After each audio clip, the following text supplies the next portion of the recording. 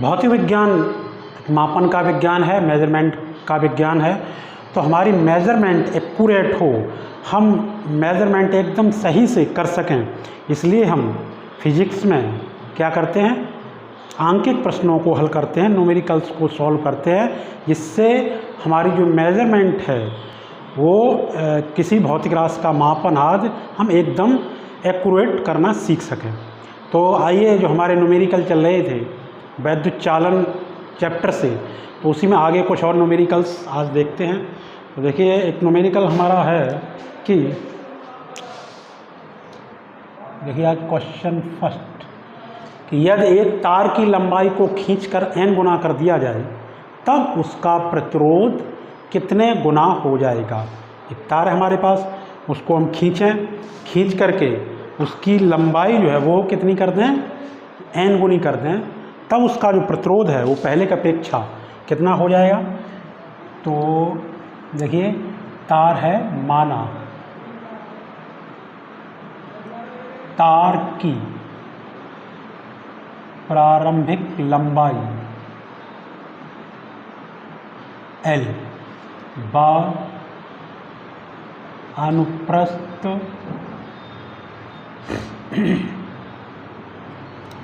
परिच्छेद का क्षेत्रफल A है तथा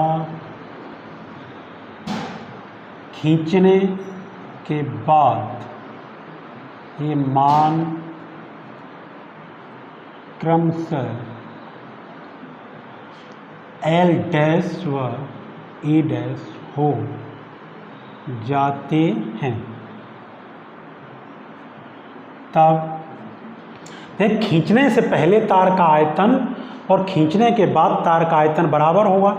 तब देखिए, खींचने से पहले तार का आयतन यानी खींचने से पहले तार का आयतन हो गया A×L बराबर खींचने के बाद कितना हो गया E डैश L डैश, या L डैश बराबर कितना हो जाएगा A डैश अपॉन A। ठीक है, ये हो जाएगा। तो आप यहाँ से देखिए, खींचने से पहले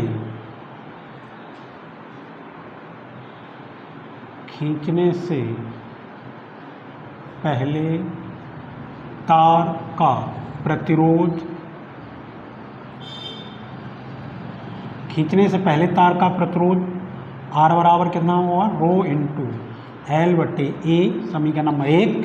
जबकि रो क्या है, तार के पदार्थ का विशिष्ट प्रतिरोध है या तार की प्रतिरोधकता है तार के पदार्थ की। ठीक है, ये खींचने से पहले हो गया। अब आप देखिए, खींचने के बाद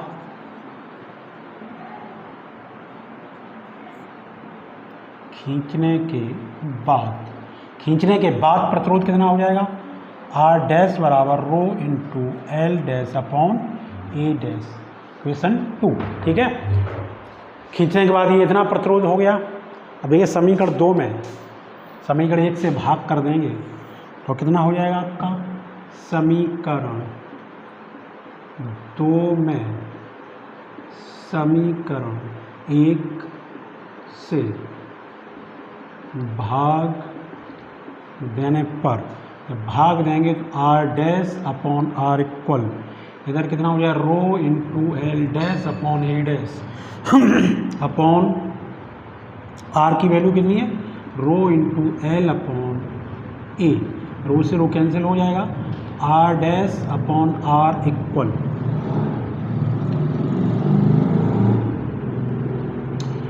R dash upon R equal, देखिए यहाँ से कितना हो गया, ये हो जाएगा आपका L dash upon L into A upon A dash. ठीक, ये क्वेश्चन क्या कह रहा था, एक तार को खींचकर उसकी लंबाई कितनी कर दी जाए, उसकी लंबाई n गुनी कर दी जाए।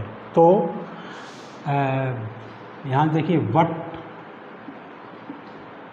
L डैश इक्वल, जो तार की नई लंबाई है वो पहली लंबाई की कितनी कर दी जाए, n गुनी कर दी जाए। तो यहाँ से आप देखिए, L डैश बराबर NL हो गया, L अपॉन L डैश बराबर क्या हो जाएगा, यहाँ देखिए L या L डैश अपॉन L बराबर कितना रह गया, N रह गया। ठीक है, तो आप यहाँ देखिए कि L अपॉन L डैश बराबर, ये तो बराबर है वैल्यू, तो एल डैश अपॉन ये इसका अपोजिट करेंगे, एल अपॉन एल डैश बराबर ये कितना हो जाएगा 1 अपॉन एन हो जाएगा, ठीक है, ये दोनों के बराबर। तो आप यहाँ देखेंगे यानी यहाँ इसको हम एक बार और लिख सकते हैं, क्या हो जाएगा ए अपॉन ए डैश, ठीक। ये वैल्यू हम यहाँ पे रखेंगे, देखिए R dash upon R equal L dash upon L, देखिए आप यहाँ से L dash upon L equal कितना एन, ठीक है, N to A upon A dash, देखिए A upon A dash equal भी एन है, तो आपका R dash upon R equal क्या हो गया एन स्क्वायर है। तो यहाँ देखिए R dash equal N square R, ठीक, ये हो गया। तो अगर हम किसी तार को खींचकर उसकी लंबाई एन गुनी कर दें तो उसका प्रतिरोध कितना हो जाए, नया प्रतिरोध R dash equal N square R, ठीक। जैसे क्वेश्चन क्या है कि एक तार को खींचकर उसकी लंबाई 2 गुनी कर दी तो उसका नया प्रतिरोध कितना हो जाएगा, नया प्रतिरोध आर डैश बराबर ये 2 गुनी हो गई ना 2 का वर्ग, और आर का मान अगर आपको मालूम पहले से दिया होगा कि तार का प्रतिरोध पहले 10 ओम है, 10 लिख के इसको सॉल्व कर लेंगे, ठीक। ये आपका एक तरीके का ये जो है एक फार्मूला आ गया, इस फार्मूले में हम बहुत सारे न्यूमेरिकल सॉल्व कर सकते हैं, ठीक है। जैसे कि बताया कि एक तार का प्रारंभिक प्रतिरोध आर बराबर 10 ओम हो, उसकी लंबाई खींच करके प्रारंभिक लंबाई की 1/2 गुनी कर दी जाए तो तार का नया प्रतिरोध कितना हो जाएगा, तो आपका नया प्रतिरोध आर डैश बराबर एन का मान देखिए कितना है 1/2 का वर्ग इंटू आर का मान 10, तो ये हो जाएगा 10/4, कितना हो जाएगा 2.5 ओम, ठीक है। ये क्या हो गया, ये प्रतिरोध हो गया। तो जितना वो गुना बताए 1/2 गुना बताए, 1/3 गुना बताया, 4 गुना या 5 गुना, तो वो एन का मान होगा, आप इस फार्मूले में रख देंगे, ठीक है। ये तो हो गई बात किसकी, अगर हम किसी तार को खींचकर उसकी लंबाई एन गुनी कर दें तब उसका नया प्रतिरोध ये हो जाएगा। अगर सवाल ये आए कि यदि किसी तार को खींचकर उसकी जो त्रिज्या है वो एन गुनी कर दी जाए, त्रिज्या जो है पहली की अपेक्षा कितनी कर दी है एन गुनी, त्रिज्या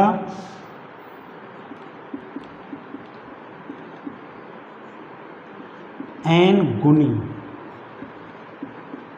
करने पर जो नया प्रतिरोध होगा आर डैश बराबर वो 1/n⁴ आर, ठीक, ये हो जाएगा। ये कैसे, इसको भी आप यहीं सॉल्व करेंगे। त्रिज्या जब एन गुनी हो जाएगी तो उसकी सहायता से अनुप्रस्थ परिच्छेद का क्षेत्रफल निकाल लेंगे, और खींचने से पहले तार का आयतन, खींचने के बाद तार का आयतन करके इसी तरीके से सेम टू सेम आप निकाल लेंगे, तो आपका इतना हो जाएगा, ठीक है। जब त्रिज्या एन गुनी कर दी जाएगी तो उसका जो नया प्रतिरोध है वो कितना हो जाएगा, पहले की अपेक्षा 1/n⁴ आर, ठीक। ये आपका क्वेश्चन हो गया। ये डेरिवेशन टाइप था, इस पर आधारित जितने भी न्यूमेरिकल्स हम उनको ऐसे क्लियर कर लेंगे, ठीक है। नेक्स्ट देखते हैं कि एक बेलनाकार तार को खींचकर उसकी लंबाई 10% बढ़ा दी जाए। नेक्स्ट हमारा क्या क्वेश्चन है, नेक्स्ट क्वेश्चन है कि एक बेलनाकार तार को खींचकर उसकी लंबाई 10% बढ़ा दी जाए तो इस तार के प्रतिरोध में प्रतिशत वृद्धि की गणना कीजिए, ठीक है। तो देखते हैं इसको, क्वेश्चन 2।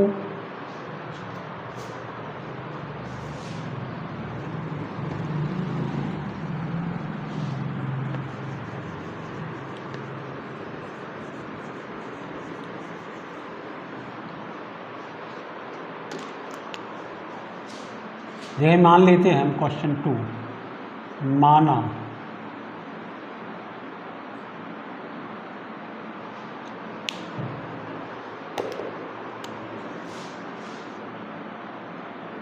माना तार की प्रारंभिक लंबाई L वृद्धि के बाद लंबाई L डैश हो जाती है, तब L डैश बराबर क्या हो जाएगा, वो ये कह रहा है तार की लंबाई कितनी बढ़ा दी है, 10% बढ़ा दी है। तो पहले से आपकी कितनी है L और इसमें वृद्धि कितनी की प्लस एल का 10%, तो एल डैश बराबर एल प्लस ये कितना हो जाएगा, एल गुणित 10/100, ये 0 0 कट जाएगा तो ये कितना हो जाएगा, एल डैश बराबर 10L और 1L कितने हो गए 11L/10, या एल डैश अपॉन एल बराबर क्या हो जाएगा 11/10। ठीक है, ये हो गया। अब देखिए खींचने से पहले जैसा हमने बताया था आयतन वृद्धि करने से पहले तार का जो आयतन होगा वो वृद्धि करने के बाद आयतन के बराबर होगा। तो आयतन वृद्धि करने से पहले आयतन EL बराबर वृद्धि करने के बाद आयतन E डैश L डैश। ठीक है, ये A और E डैश क्या है, ये तार के अनुप्रस्थ परिच्छेद के क्या है क्षेत्रफल हैं, जो कि खींचने से पहले और खींचने के बाद है। तो यहाँ से देखिए आप A upon A dash equal L dash upon L equal कितना है 11/10, समीकरण नंबर 1। अब देखिए खींचने से पहले तार का जो प्रतिरोध होगा R बराबर rho into L upon A, समीकरण 2। और खींचने के बाद R डैश बराबर rho into L dash upon A dash, समीकरण नंबर 3। समीकरण 3 में 2 से भाग देंगे तो कितना आ जाएगा R dash upon R equal, यहाँ से देखिए कितना हो गया rho into L dash upon L dash, rho into L dash upon A dash upon rho into L upon A, rho से रो कैंसिल हो गया, R dash upon R equal क्या आ गया L dash upon L into A upon A dash. ठीक, तो यहाँ से देखिए R dash upon R equal L dash upon L की वैल्यू समीकरण देखिए कितनी है 11/10, और A अपॉन A डैश की वैल्यू कितनी है 11/10। ठीक, दोनों तरफ से हम -1 कर देते हैं, R dash upon R -1 equal ये कितना हो जाएगा, ये हो जाएगा 121/100 -1 है। तो अब आप देखिए ये कितना हो जाएगा R dash minus R upon R equal, इधर ऐसे कितना हो जाएगा, इधर आपका हो जाएगा 21/100। ठीक, कैलकुलेशन है ये आप जानते हैं, इंटर में आ गए हैं तो मैं समझता हूँ आप कैलकुलेशन समझ रहे होंगे।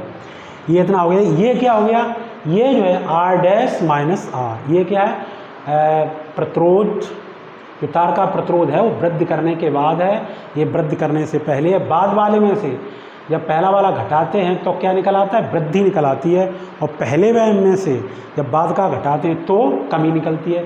तो ये हो गई ये क्या हो गया, ये हो गई प्रतिरोध में क्या हो गई वृद्धि हो गई। अब प्रतिशत वृद्धि निकालने के लिए किसी में अगर आपसे प्रतिशत वृद्धि पूछी है तो वृद्धि गुणा 100 प्रारंभिक मान। ठीक है, ये होता है। तो प्रतिरोध में प्रतिशत वृद्धि, ये देखिए ये हो गई प्रतिरोध में वृद्धि, क्यों, ये तो वृद्धि हो गई, और नीचे प्रारंभिक मान है तो ये प्रतिरोध भिन्नात्मक वृद्धि हो गई। तो प्रतिशत वृद्धि कितनी हो जाएगी R dash minus R upon R into 100 प्रतिशत बराबर, इधर भी आप 100 का गुणा कर देंगे, R dash minus R upon R into 100% बराबर 21%। ठीक है, तो तार को खींचने पर जो प्रतिरोध में वृद्धि है वो कितनी हो गई 21% हो गई। आप इस तरीके से इनको सॉल्व करेंगे, अच्छा सवाल है। ठीक है, वृद्धि के लिए आप क्या करें, वृद्धि बटे प्रारंभिक मान गुणा 100। ठीक है, हो गया आपका क्वेश्चन 2। इस तरीके से नेक्स्ट क्वेश्चन देखते हैं, जल्दी देखिए। बहुत फिजिक्स में तो आप जितने न्यूमेरिकल कर सकते हो उतना ही आपका अभ्यास अच्छा होगा।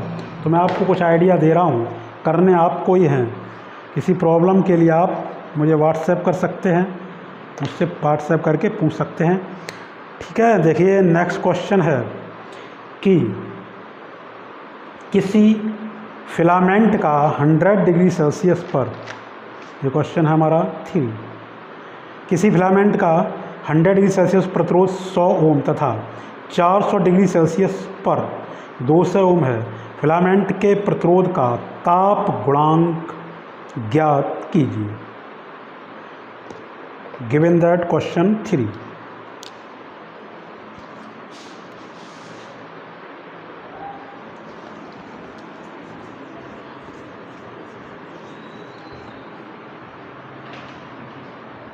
क्वेश्चन 3 गिवन दैट, क्या क्या दिया हुआ देखिए, ये दिया हुआ है कि किसी फिलामेंट का 100 डिग्री सेल्सियस पर प्रतिरोध 100 ओम है। 100 डिग्री सेल्सियस पर प्रतिरोध कितना है? 100 ओम। 100 डिग्री सेल्सियस पर यानी T1 बराबर 100 डिग्री सेल्सियस पर जो प्रतिरोध है वो 100 ओम है, और T2 बराबर 200 डिग्री सेल्सियस तो R2 बराबर 400 ओम। ठीक, तो तथा 400 डिग्री सेल्सियस प्रतिरोध, अच्छा ये यहाँ पे 400 डिग्री सेल्सियस पर जो प्रतिरोध है वो कितना है? वो 200 ओम है। तो आपसे क्या पूछा गया? प्रतिरोध ताप गुणांक अल्फा पूछा गया है। तो फार्मूला होता है अल्फा बराबर R2 minus R1 upon R1 T2 minus R2 T1। R2 मान आप यहाँ से देखिए कितना है? 200 माइनस R1 का मान कितना? 100 बटे, फिर यहाँ नीचे आ जाइए, R1 का मान कितना है? 100 इंटू T2 का मान कितना है? 400 माइनस, यहाँ देखिए R2 का मान कितना है? 200 इंटू T1 का मान कितना है? T1 का मान 100 है, तो ऊपर बचा 100 और नीचे हम 100 कॉमन ले लें तो अंदर क्या बचेगा? 400 माइनस 200, 100 से 100 कैंसिल हो गया। देखिए आपका अल्फ़ा इक्वल कितना आ गया? अल्फ़ा इक्वल आ गया 1/200, या अल्फ़ा बराबर 1/2 गुणा 10 की घात 2 इसको लिख लिया। अल्फ़ा बराबर 1/2 गुणा 10 की घात -2 लिख लिया। अल्फ़ा बराबर, जब 2 में 1 से भाग लगाओ 0.5 गुणा 10 की घात -2, या अल्फ़ा बराबर 5 गुणा 10 की घात -3 प्रति डिग्री सेल्सियस। ठीक, ये आ गया इसका प्रतिरोध ताप गुणांक अल्फ़ा। ठीक है, ये क्वेश्चन हो गया। इसके बाद देखते हैं नेक्स्ट क्वेश्चन क्या है कि एक बल्ब पर 100 वाट तथा 220 वोल्ट अंकित है। जब बल्ब जल रहा है तो उसका प्रतिरोध एवं उसमें प्रवाहित धारा। तो सिंपल है कि एक बल्ब पर 100 वाट, P दिया है 100 वाट, V दिया है 220 volt. Question 4 P given that, आप ये सारी चीज़ें लिखेंगे। Question 4 given that P equal 100 watt, B equal 220 volt. ठीक, जब बल्ब जल रहा है तो इसमें क्या क्या पूछा? जब बल्ब जल रहा है तो उसका प्रतिरोध एवं उसमें प्रवाहित धारा। एक तो प्रतिरोध आपसे पूछा गया, एक प्रतिरोध R बराबर पूछा गया और उसमें प्रवाहित धारा I बराबर पूछी है। देखिए आप P बराबर फार्मूला क्या होता है? P बराबर I²R। ठीक, P का मान यहाँ देखिए कितना? P का मान है 100 और I² इंटू R की वैल्यू, नहीं ये नहीं फार्मूला लग पाएगा। P बराबर VI लगाओ, P इक्वल VI। ठीक है, तो यहाँ देखिए P की वैल्यू कितनी है? P की वैल्यू है 100 और V की वैल्यू कितनी है? 220 इंटू I। अब I इक्वल कितना हो जाएगा? ये हो जाएगा 100/220, 0 0 कैंसिल, और ये 5, ये 11, I इक्वल 11 से ये कितना आ जाएगा? 5/11, चाहो तो भाग लगा दो, एम्पियर। ये आपका आ गया I का मान। ठीक है, अब और क्या पूछा गया इसमें? और देखिए आपसे पूछा गया है, एक तो I का मान पूछा गया था और R का मान पूछा गया है। तो R निकालने के लिए फॉर्मूला क्या लगाएंगे? ये लगा सकते हो, P बराबर B²/R। R इक्वल क्या हो जाएगा? B² upon P। V की वैल्यू कितनी है? 2 से 20 इंटू 2 से 20 बटे 100, 0 0 कट जाएगा, 22 का गुणा करोगे तो 484 ओम। ठीक, ये आ गया आपका प्रतिरोध। ठीक है, तो नेक्स्ट देखिए, नेक्स्ट हमारा क्वेश्चन है कि क्वेश्चन 5, 60 वाट 2 से 20 वोल्ट तथा 100 वाट 2 से 20 वोल्ट के दो वैद्युत बल्ब श्रेणी क्रम में जोड़कर 2 से 20 वोल्ट के डीसी दिष्ट धारा आपूर्ति पर लगा दी, इनमें प्रवाहित होने वाली धाराओं की गणना कीजिए। बल्बों को समांतर क्रम में जोड़ा जाए तब कितनी धाराएं होंगी। ठीक, क्वेश्चन 5 देखिए, क्वेश्चन 5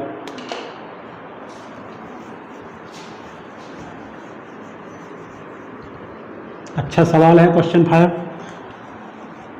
2-3 बार बोर्ड में आ चुका है आपका। क्वेश्चन 5,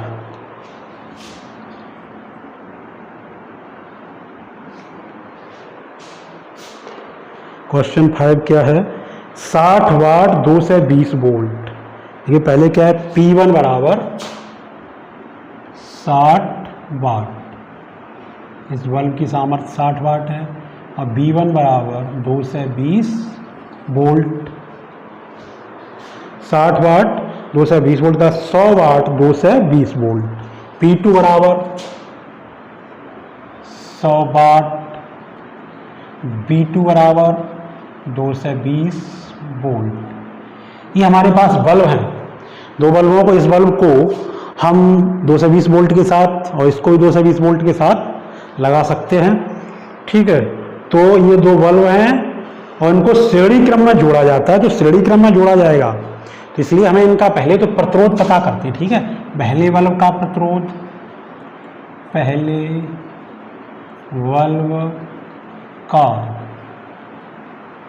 प्रतिरोध, पहले बल्ब का प्रतिरोध R1 बराबर क्या हो जाएगा, V1 स्क्वायर अपॉन P1। अभी आपको हमने बताया था फार्मूला क्या होता है, P equal V square upon R। तो V1 का की वैल्यू कितनी है, V1 की वैल्यू है 2 से 20 इंटू 2 से 20, और P1 की वैल्यू कितनी है 60, 0 से 0 कैंसिल हो गया। ठीक है, तो R1 बराबर देखिए आपका कितना आ गया, R1 बराबर ये चाहो ये भी यहाँ से किससे 2 से कट जाएगा 3 बार, ये 11 बार, तो ये देखिए ऊपर कितना आ जाएगा 0, 11 दूनी 22, 2 और 11 दूनी 22 और 2 24 बटे 3 ओम। ये R1 आ गया। इस तरीके से R2 निकाल लेंगे, R2 बराबर V2 स्क्वायर, तो 2 से 20 गुणा 2 से 20 बटे P2 का मान कितना 100, ये 0 से 0 कैंसिल हो गया। R2 बराबर कितना आ जाएगा, R2 बराबर आपका आ गया 484 ओम। ठीक, अब इनको किस में जोड़ा गया, श्रेणी क्रम में।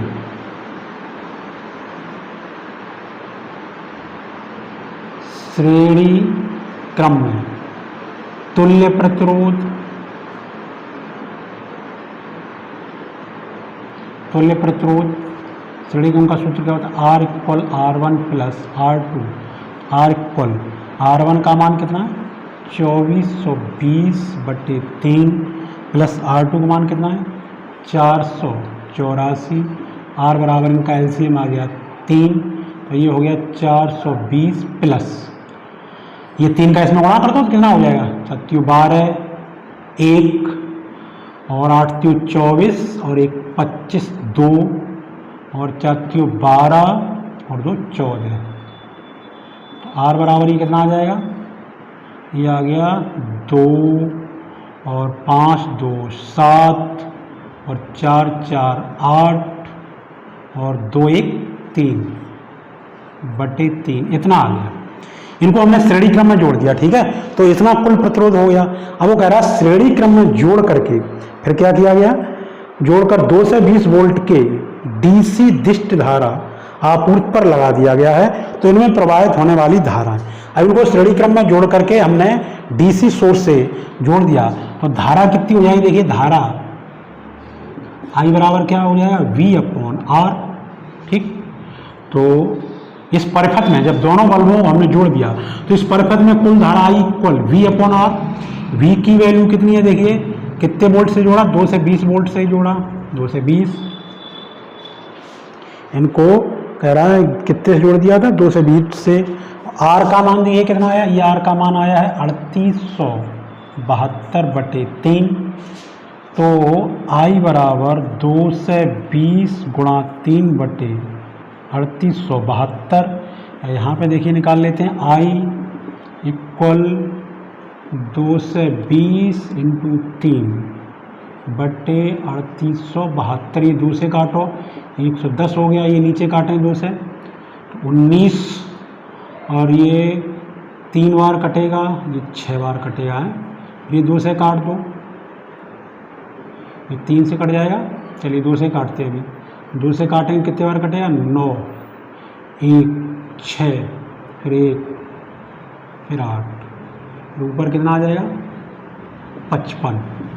आई इक्वल कितना आ जाएगा 55 और 3 का गुणा कर दो, 5 3 15 1, 5 3 15 1 16, 165/968 एम्पियर इतना आ गया। ठीक है, 165/968 एम्पियर आ गया।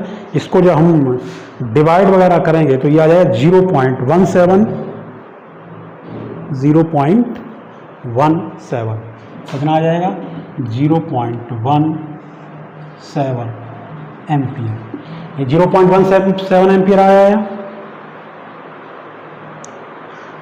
अब देखिए ये श्रेणी क्रम में जोड़े थे, तो जब श्रेणी क्रम में बल्बों को या प्रतिरोधों को जोड़ा जाता है तो उनमें धाराएं समान होती हैं। तो श्रेणी क्रम में जोड़ने परिपथ में कुल धारा इतनी आई है, तो प्रत्येक बल्ब में इतनी धारा होगी। श्रेणी क्रम में धाराएं समान प्रवाहित होती हैं, इसलिए प्रत्येक बल्ब में धारा I1 बराबर I2 बराबर 0.17 एम्पियर। ठीक,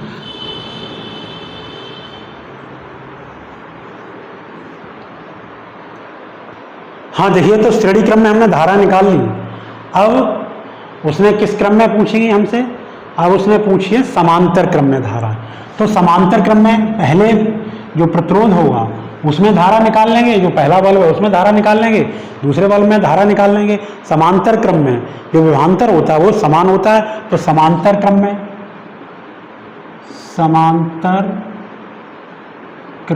में पहले बल्ब में जो आपकी धारा होगी I1 बराबर B अपॉन R1। तो I1 बराबर B है 2 से 20, और R1 कितना है, R1 आया था 2420/3। I1 बराबर ये हो जाएगा 2 से 20/2420 गुणा 3, ये 0 0 कट जाएगा, और 22 से कम 22, फिर यहाँ पे कितने बचे 2, फिर 22 से कम 22। I1 बराबर 3/11। और आप इसको डिवाइड करोगे, डिवाइड करना चाहोगे तो कितना आ जाएगा 0.2, 2 बार भाग चला जाएगा, 8 बचा, 7 बार चला जाएगा, इतने एम्पियर। ठीक, ये पहले बल्ब में धारा हो गई। इसी तरीके से दूसरे बल्ब में धारा निकाल लेंगे। तो दूसरे बल्ब में धारा I2 बराबर कितना आ जाएगा B अपॉन R2। तो I2 बराबर B का मान कितना है 2 से 20, और R2 का मान यहाँ देखो कितना है 484 काट दो, 22 से कम, 22 ऊपर 10, और 22 दूनी 44, 4, फिर 22 दूनी 44, 22 बार कट जाएगा। तो I2 बराबर 10/22, 22 से 10 को डिवाइड कर दो, पॉइंट लग जाएगा, 22 चौक 88। तो यहाँ पे कितना बचेगा, यहाँ पे बचेगा 12, 120 हो जाएगा, 22 पंजे 15 से 11, 110, फिर 10 बचा, फिर कितना हो जाएगा 100, फिर 22 चौक 88। I2 बराबर आपका 0.454 एम्पियर। ठीक है, इस तरीके से बल्बों में श्रेणी क्रम और समांतर क्रम में धाराएं ज्ञात हो जाएं। ठीक, ये आपका क्वेश्चन नंबर कौन सा था 5। इसका एक और इसी तरीके से क्वेश्चन देखते हैं, क्वेश्चन नंबर 6। क्वेश्चन 6 क्या है कि 60 वाट 30 वोल्ट के बल्ब को 90 वोल्ट सप्लाई पर जलाने के लिए श्रेणी क्रम में जुड़े प्रतिरोध का मान ज्ञात कीजिए। क्या है, 60 वाट का एक बल्ब है हमारे पास, जिसे 30 वोल्ट के बल्ब को 60 वाट 30 वोल्ट के बल्ब को 90 वोल्ट सप्लाई से जलाने पर, देखिए क्वेश्चन क्या कह रहा है, क्वेश्चन 6।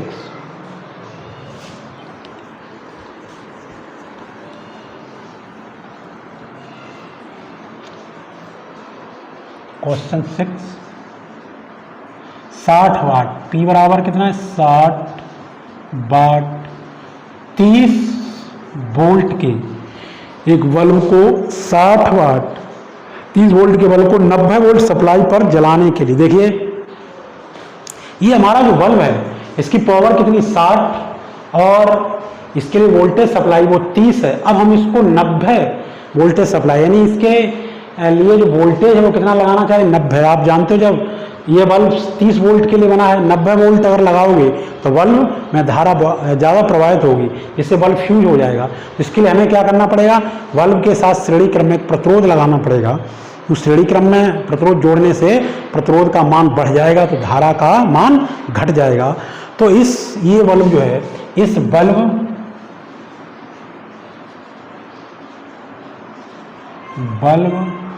का प्रतिरोध, देखिए इस बल्ब का प्रतिरोध R बराबर क्या हो जाएगा P²/P। तो कितना हो जाएगा 30 × 30/60, ये 0 0 कैंसिल हो जाएगा 2, तो ये कितने बार 15 बार। इस बल्ब का जो प्रतिरोध आया वो 15 ओम आ गया, ठीक है। अब देखिए बल्ब में धारा, बल्ब में धारा, इस बल्ब में धारा कितनी होगी, क्योंकि अब P बराबर वी आई बराबर P/V, ठीक। P का मान कितना है, P का मान है 60, V का मान है 30, तो I बराबर 2 एम्पियर। यानी इस बल्ब में 2 एम्पियर धारा ही प्रवाहित हो, अगर इससे ज़्यादा धारा प्रवाहित हो जाएगी तो बल्ब क्या हो जाएगा, फ्यूज हो जाएगा। अब इस बल्ब को देखिए, अब हम बल्ब को किससे जलाना चाह रहे हैं 90 वोल्ट की सप्लाई से। इस बल्ब को क्या है 90 वोल्ट सप्लाई पर, तो 90 वोल्ट सप्लाई से जब हम जलाना चाह रहे हैं तो हमें इस बल्ब के साथ श्रेणी क्रम में कोई प्रतिरोध लगाना पड़ेगा, नहीं तो हमारा बल्ब क्या हो जाएगा, फ्यूज हो जाएगा, ठीक है। तो बल्ब को 90 वोल्ट सप्लाई पर जलाने के लिए माना इसके साथ श्रेणी क्रम में R' प्रतिरोध जोड़ा जाए, R' प्रतिरोध जोड़ा जाए। देखिए तब कुल प्रतिरोध कितना हो जाएगा, प्रभावी प्रतिरोध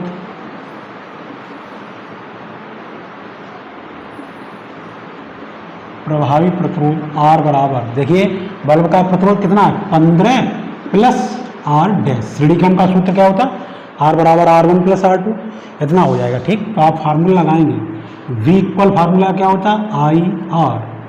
V कितना है, देखिए कितने से जलाना 90 वोल्ट, तो 90 हो गया। और इसकी धारा कितनी रहनी चाहिए बल्ब में 2 एम्पियर, 2, और ये प्रभावी प्रतिरोध कितना हो गया 15 + R', ठीक है। ये इधर आएगा तो कितना हो गया 90/2 बराबर 15 + R', तो ये आपका कितना हो गया 45 बराबर 15 + R' बराबर 45 - 15 या R' बराबर 30 ओम। तो बल्ब के श्रेणी क्रम में कितना प्रतिरोध डाल दिया जाए, 30 ओम का प्रतिरोध डाल दिया जाए, ठीक है। ये हमारा क्वेश्चन 6 हो गया। अगला क्वेश्चन देखते हैं, क्वेश्चन 7। क्वेश्चन 7 है कि एक घर में 2 से 20 वोल्ट। देखिए हमारे घरों में जो फ्यूज लगाए जाते हैं वो देख लिया जाता है घरों में कितनी लोड है उस आधार पर लगाए जाते हैं। तो इस पर आधारित क्वेश्चन है, एक घर में 2 से 20 वोल्ट पर 2 से 20 वोल्ट पर विद्युत पूर्ति की जा रही है तथा घर में 9 एम्पियर का फ्यूज लगा है। 60 वाट 2 से 20 वोल्ट के अधिकतम कितने बल्बों को समांतर क्रम में प्रयोग किया जा सकता है, गणना करके बताइए। ठीक है, क्वेश्चन 7।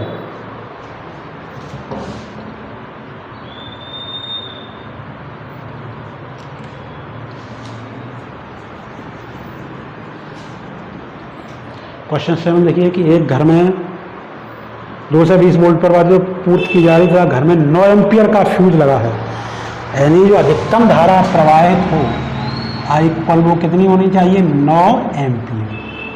ठीक, इसके बाद जो क्या कह रहा है कि 60 वाट 2 से 20 वोल्ट के अधिकतम कितने बल्बों को, कितने 60 वाट 2 से 20 वोल्ट बल्ब का प्रतिरोध R बराबर देखिए कितना हो जाएगा, V² P। 2 से 20 इंटू 2 से 20 बटे 60, तो ये कितना आ जाएगा, ये आ जाएगा 2 से 20 गुणित 22 बटे 6 ओम। ये एक बल्ब का प्रतिरोध इतना हो जाएगा। ठीक है, ऐसे हम कितने बल्बों को समांतर क्रम में जोड़ें जिससे हमारा ये फ्यूज जो है वो सुरक्षित रहे, कितने बल्बों को प्रयोग किया जा सकता है ये गणना करके बतानी है कि ऐसे कितने बल्ब लगा दें जिससे परिपथ में यानी हमारा जो फ्यूज लगा हुआ है वो 9 एम्पियर धारा के लिए, तो जो परिपथ में धारा 9 एम्पियर से ज़्यादा ना हो, ये कह रहा। ठीक है, तो हम मान ले रहे हैं, माना n बल्बों को समांतर क्रम में जोड़ा जाए।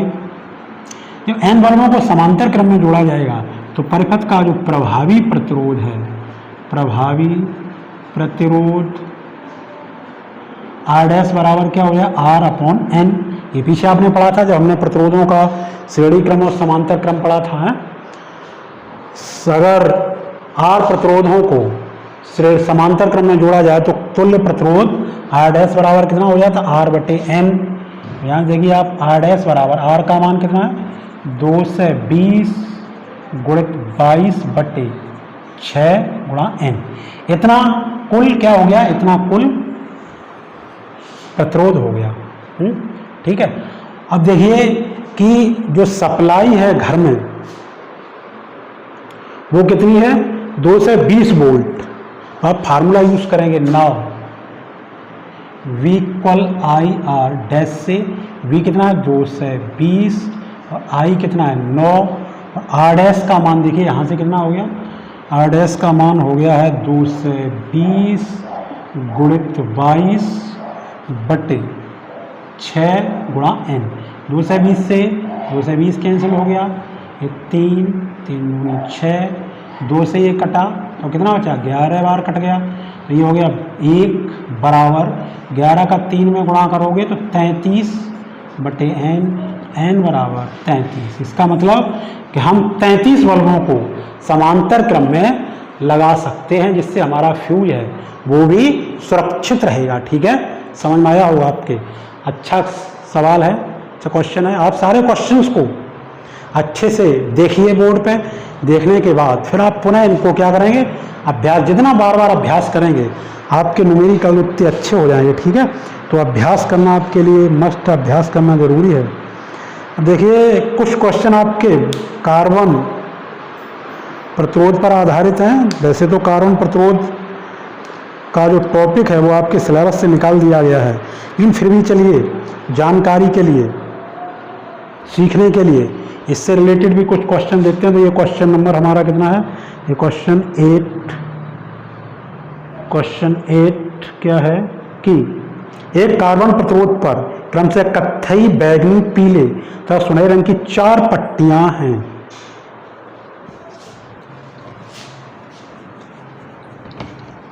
क्वेश्चन 8 देखिए जब भी कार्बन प्रतिरोध के न्यूमेरिकल हम सॉल्व करेंगे तो आपका जो वर्ण कोड के लिए हमने जो फार्मूला बताया था वो लिख लो, क्या था, B B Roy great boy very good boy, very good boy. ठीक, ये बी मीन्स ब्लैक, इसके लिए कोड कितना देते 1, ये बी मीन्स ब्राउन, ये रेड, ठीक, ऑरेंज येलो ग्रीन, ये, और इनका ये कोड इस तरीके से शुरू होता है, 0 शुरू होता है। तो देखिए कार्बन प्रतिरोध पर जो पट्टियों का क्रम है वो सबसे पहले क्या है, कत्थई। तो प्रतिरोध का मान पूछा गया तो हम सीधे लिखेंगे प्रतिरोध R बराबर पहले रंग की जो पट्टी वो कत्थई है मीन्स ब्राउन, तो ब्राउन के लिए क्या है 1 कोड देंगे। फिर दूसरे रंग की जो पट्टी है आपकी वो कौन से कलर की, बैगनी वॉयलेट। तो देखिए ये वॉयलेट कौन सा, ये वॉयलेट, तो कितना हो जाएगा 1 2 3 4 5 6 7, तो ये हो गया 7। ठीक, इसके बाद इनटू करके 10 की गुणक घात के रूप में लिखेंगे जो तीसरी रंग की पट्टी होगी वो। तीसरे रंग की पट्टी क्या है, तीसरे रंग की पट्टी पीले येलो है, येलो के लिए कितना कोड है 1 2 3 4, फिर प्लस माइनस, ये तो इतना प्रतिरोध का मान हो गया। और जो चौथे रंग की पट्टी है वो विश्वसनीयता को दर्शाती है, तो चौथे रंग की पट्टी सुनहरे रंग की है, सुनहरे रंग के लिए क्या होगा प्लस माइनस 5%। ठीक है, ये प्रतिरोध का मान हो गया। ये बहुत सरल है, सिंपल है, बस आपको कोड याद रखने हैं, कोड के लिए फार्मूला ये याद रखना है। ठीक है, इसी तरीके से एक और देख लीजिए, कार्बन प्रतिरोध का प्रतिरोध 3700 ओम प्लस माइनस 10% है। क्या दिया और नेक्स्ट क्वेश्चन पे ऐसे देख लीजिए कि एक कार्बन प्रतिरोध का मान R equal 3700 ohm plus minus 10% है। तो इस पर कार्बन प्रतिरोध पर जो पट्टियाँ रंगों के उनका क्रम बताना है, तो हम लिख सकते हैं R बराबर 37 गुणा 10 की घात 2 ओम प्लस माइनस 10। R बराबर देखिए अब ये रंगों का क्रम हमें लिखना, क्या लिखना, रंगों का क्रम। तो रंगों का आपका क्रम क्या हो 3, देखिए यहाँ से 1 2 3 ऑरेंज, ये कौन से रंग की पट्टी हमारी, ऑरेंज रंग की पट्टी होगी। ठीक, उसके बाद देखिए फिर ये ऑरेंज रंग की पट्टी हो जाए मीन्स नारंगी है, ऑरेंज नारंगी, इसका 7, देखिए 2 3 4 5 6 7, तो बैगनी वॉयलेट 7 का हो गया, तो बैगनी रंग की पट्टी होगी। और उसके बाद 2, तो ये 2 रेड लाल रंग की पट्टी होगी। और ये प्लस माइनस 10% किसके लिए होता है, चांदी, ये चांदी के कलर की पट्टी होगी। ठीक है, इस तरीके से आप इसको भी सॉल्व कर सकते हैं, हल कर सकते हैं।